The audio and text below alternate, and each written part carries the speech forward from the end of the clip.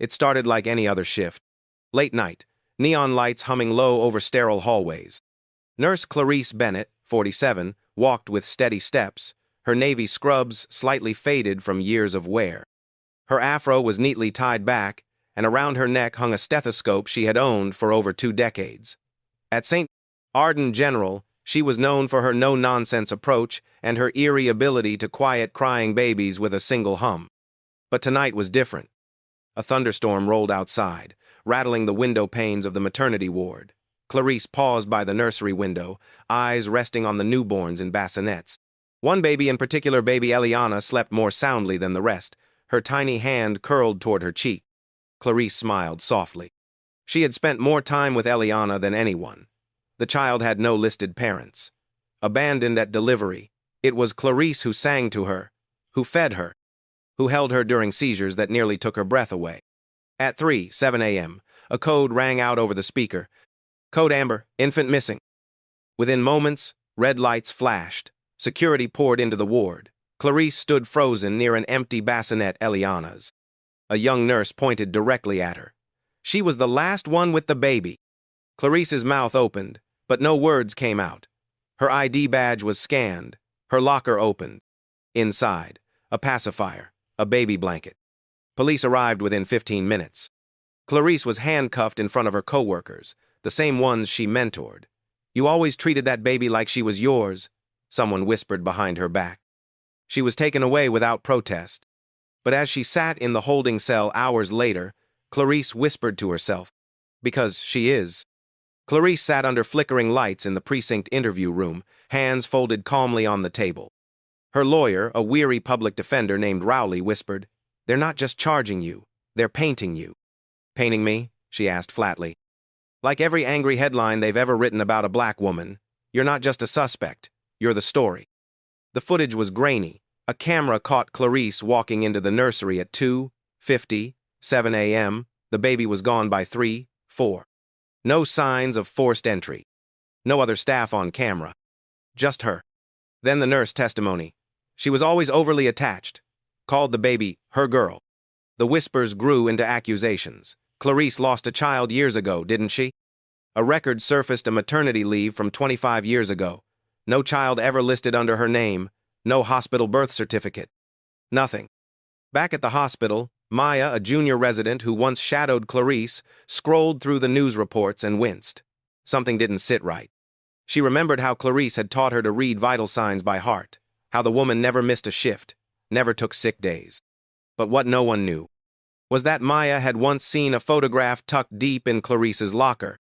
A baby, swaddled in pink, a slip of paper that said, Amara, 1998. Maya called in a favor from the lab techs she knew. Quietly, she obtained a sample from Eliana's first blood draw, something routine, meant for matching blood types. And then, without fanfare, without permission, she compared it to a hair Clarice had left on her scrub collar. The results arrived in 72 hours, and when Maya saw them, she didn't cry. She ran. Straight to the courthouse, where Clarice stood in an orange jumpsuit, head bowed, awaiting indictment. And Maya screamed in the hall, "That's her baby! That's her daughter!" The courtroom went silent as Maya's voice echoed down the marble corridor. Clarice didn't lift her head. Not yet. But when Maya stormed through the doors clutching the printed DNA report in her hand, the seal of the hospital's lab still fresh, the judge paused. "I beg the court to look at this before you indict an innocent woman." The prosecutor rolled her eyes. "She's a nurse with motive and means. She took a baby." Maya's voice sharpened. "She didn't take anyone. That child is hers." Gasps rippled across the benches. Reporters scribbled. The judge raised a brow and motioned for the clerk to accept the file. Clarice sat motionless. But inside her, the dam was cracking. 25 years ago, she had delivered a baby girl in the very hospital she worked in. Young, unwed, already working full-time. She was told the child had died of complications shortly after birth. She wasn't allowed to hold her, wasn't allowed to see her. It broke her. But something in her heart and something in that silence always felt wrong. So she stayed. She worked. She walked the halls where her child once cried. Every baby she helped, she imagined it was her. Until Eliana. Eliana looked like her mother, slept with the same tilt of the head, reached for Clarice's voice, even as a newborn. Clarice had buried the grief so deep, it came out only in lullabies. But now? The paper said what her soul had screamed for years. Amara was alive. She never left. And someone had stolen her. The judge ordered a stay. Charges paused. Custody granted temporarily to the state. But in that moment, Clarice didn't think about the law. She thought about the moment she would finally hold her daughter. Not as a nurse, but as her mother. It wasn't just one nurse. It wasn't just one night. As Maya and Clarice's lawyer dove into hospital records, anomalies began to surface: maternity charts, updated hours after births, infant IDs swapped and reassigned, and always the same name appearing on the log sheets. Dr. Elaine Winslow, retired chief of obstetrics. Clarice remembered her. Polished, respected, ruthless beneath her pearls and perfect lipstick. 25 years ago, Elaine had cornered her in the staff locker room, voice clipped.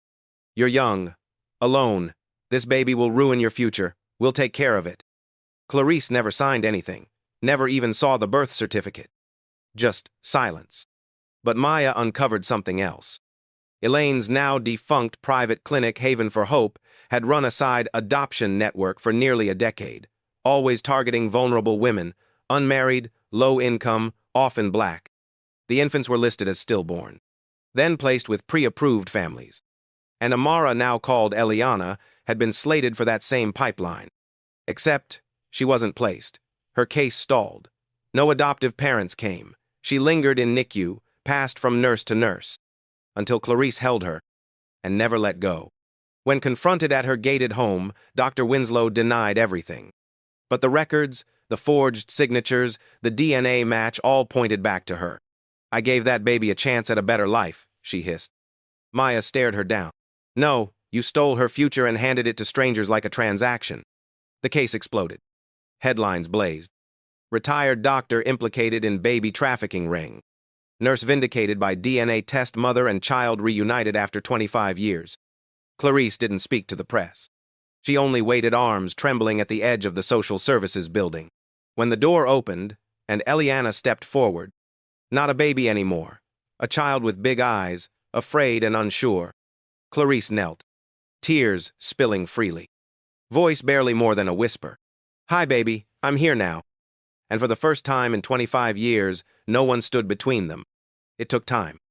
Eliana didn't rush into Clarice's arms. She'd been told her mother never came, so Clarice waited outside courtrooms, in foster hallways, with a new book every week. Months passed. Then, one afternoon, Eliana sat beside her on a park bench and whispered, "I always kept this." She handed Clarice half of an old photo, the same one from that hospital locker. 6 months later, in court, the judge asked where Eliana wanted to go. "With her," she said. "With my mom." No headlines, no applause. Just a stolen story, quietly restored.